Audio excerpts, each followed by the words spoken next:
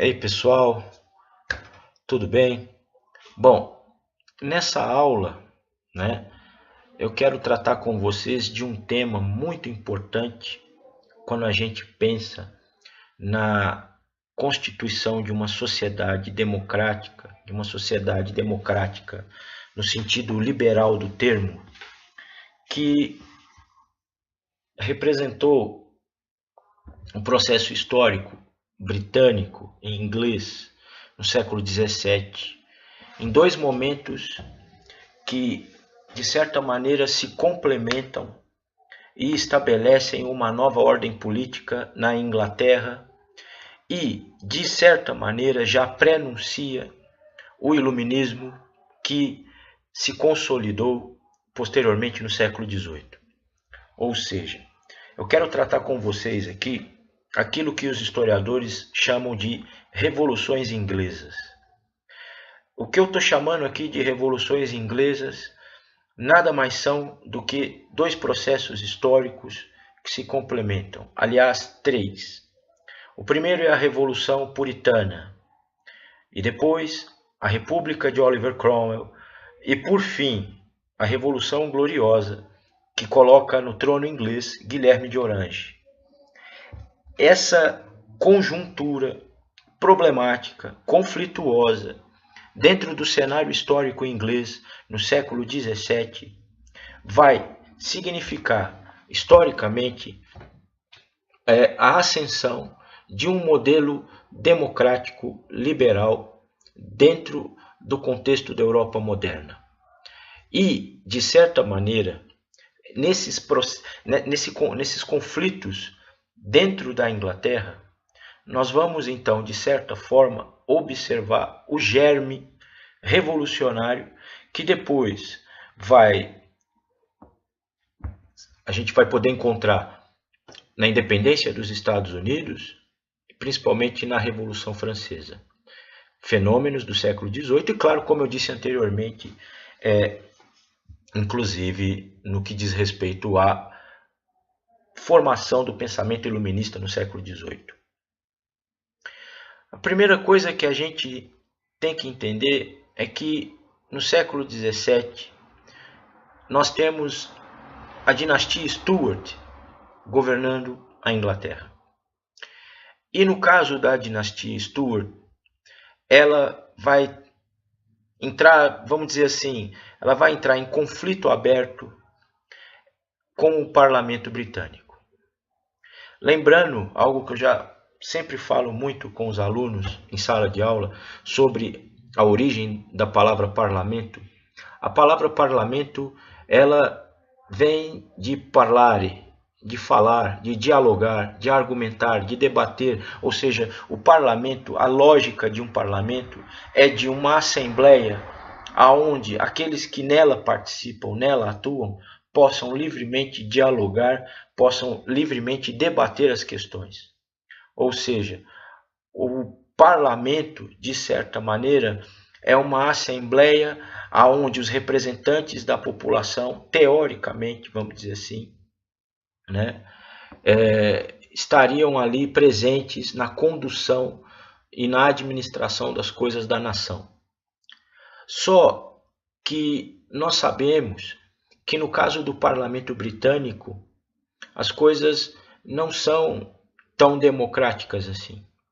O parlamento britânico, ele tem origem num processo histórico também de conflitos iniciado lá no século XVI, que remonta, aliás, remonta a tempos medievais. O parlamento britânico, ele remonta aos conflitos entre os reis medievais da Inglaterra com a nobreza. E desse processo, nós vamos observar, por exemplo, em 1215, no século XIII, a Magna Carta. Na época, a Inglaterra era governada por um rei chamado João Sem Terra. E os alunos muitas vezes acham cômico esse apelido, mas é o seguinte: o rei João Sem Terra, ele era o filho mais novo do rei Henrique II. E esse rei Henrique II, na partilha dos seus bens, acabou deixando o João sem nada. Por essa razão, por ele ser o filho mais novo e ele não foi contemplado na partilha dos bens do pai, do monarca, ele ficou conhecido na Inglaterra como João Sem Terra. E o João Sem Terra acabou herdando o trono da Inglaterra porque o rei Ricardo Coração de Leão acabou sendo morto em meio às cruzadas. E então, o rei João Sem Terra chegou ao trono. E, em meio a isso, a Inglaterra se via envolvida na chamada Guerra dos 100 Anos contra a França. E o que ocorre? Nesse processo de guerra contra os franceses, o rei João Sem Terra, além de sofrer duras derrotas, perdas em termos de território, já que a Guerra dos 100 Anos, inclusive, isso abre um outro, vamos dizer assim, um outro horizonte de vídeos, né? É uma guerra das mais importantes dentro do contexto medieval e que vai, de certa maneira, contribuir para as crises do século XIV, né? A grande crise em termos de guerra foi a Guerra dos 100 Anos. E, de certa maneira, esse rei João Sem Terra, ele vai exigir da nobreza que ela financie a continuidade da Inglaterra nessa guerra. Só que os nobres vão, de certa maneira, vão se rebelar contra o rei e vão impor a ele isso que nós estamos chamando aqui de Magna Carta. E a Magna Carta nada mais é do que um documento que estabelece limites claros ao poder do rei, à autoridade do rei. Entre várias coisas, por exemplo, ninguém poderia ser preso sem antes passar por um julgamento. Isso foi estabelecido pela Magna Carta. Ou seja, de certa maneira, ali você está observando a presença de uma proto-defesa dos direitos individuais. Eu posso chamar assim. Então, ali, ainda na Idade Média, nesse contexto de disputa entre a nobreza e o monarca, e a nobreza se impondo sobre o monarca, que vai surgir então o parlamento britânico, e tempos depois esse parlamento vai se tornar um parlamento bicameral. De início, o parlamento era formado pelos lordes, e depois também o parlamento vai ter uma entidade chamada de Câmara Baixa ou Câmara dos Comuns, que vai então ela vai absorver então os representantes dos condados da Inglaterra. Pois bem, a Revolução Puritana do século XVII, ela também é fruto de um conflito entre o parlamento e a monarquia. Só que com um tempero além, um tempero acrescido aí nesse processo todo. Esse tempero são as questões religiosas dentro do território britânico. A Inglaterra, ela se via dividida entre presbiterianos, entre calvinistas, entre católicos e entre anglicanos.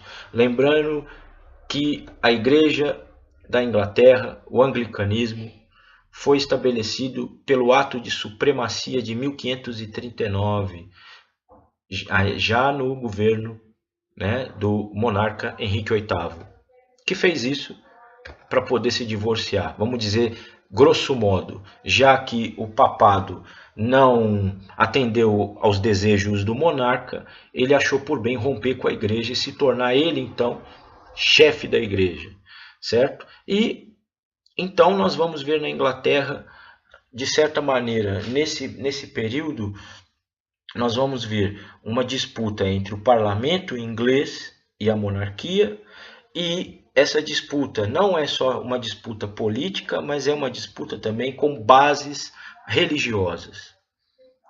E é nesse contexto que vai então ocorrer a Revolução Puritana. A Revolução Puritana de 1642, 1649, é uma guerra civil, ela joga a Inglaterra numa guerra civil, E ao final dessa guerra civil, o monarca, o rei Carlos I, vai ser decapitado, vai ser morto.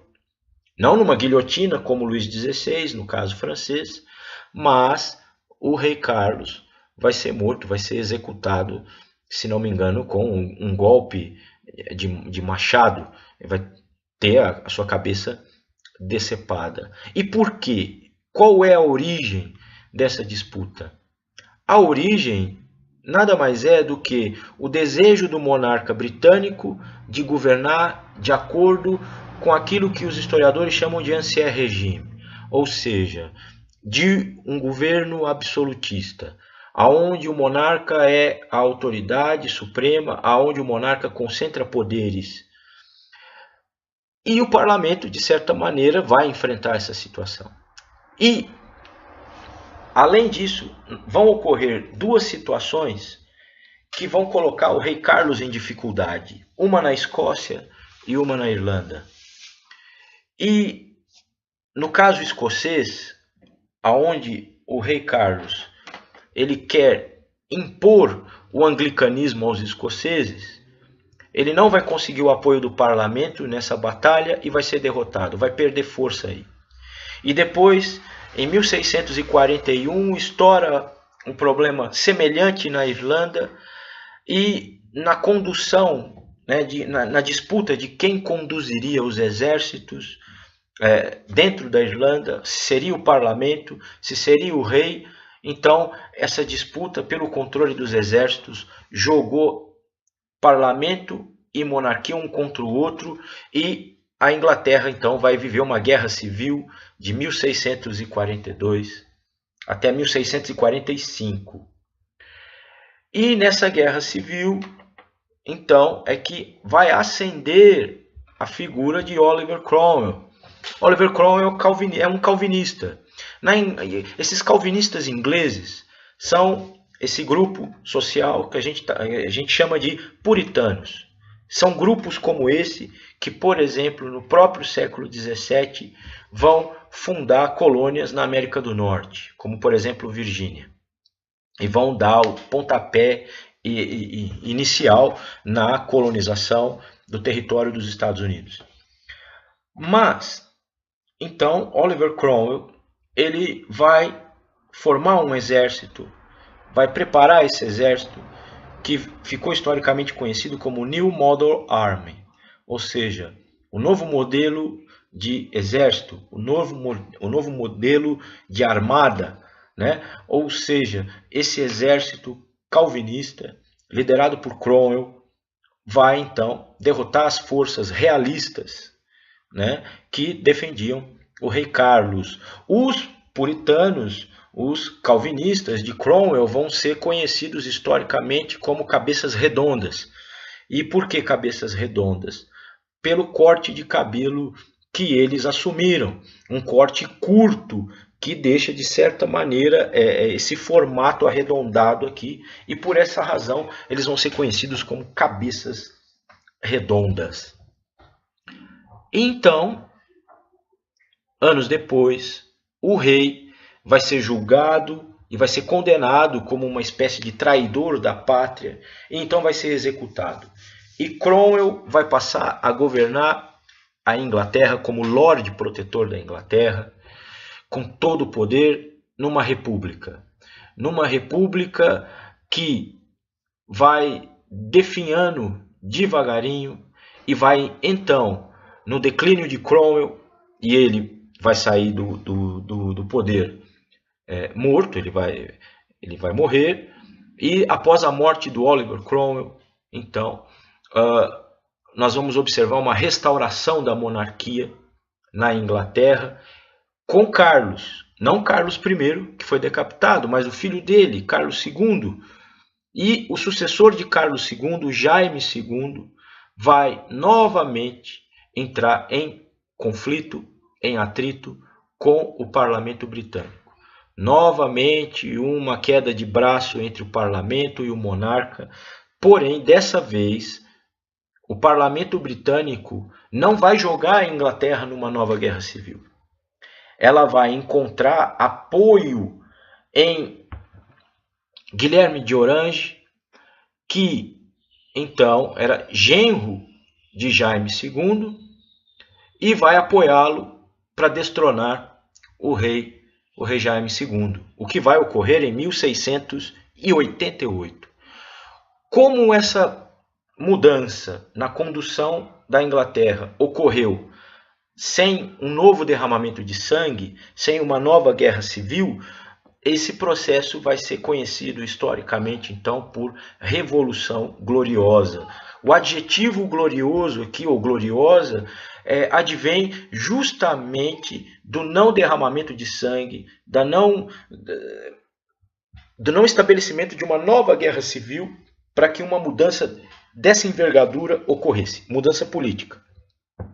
Agora, se a gente pegar em termos mais gerais, a importância desse processo revolucionário na Inglaterra no século XVII é de justamente consolidar uma ordem burguesa naquele país.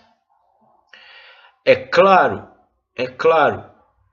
que essas forças revolucionárias, elas se intensificam no caso francês, no século seguinte. E alguns princípios, como a crítica a toda forma de absolutismo, a liberdade de expressão e a liberdade religiosa como valores, né, são, vamos dizer assim, são princípios que vão formatar o iluminismo, Lumière, no século XVIII. E essas ideias vão inspirar a independência americana e a Revolução Francesa.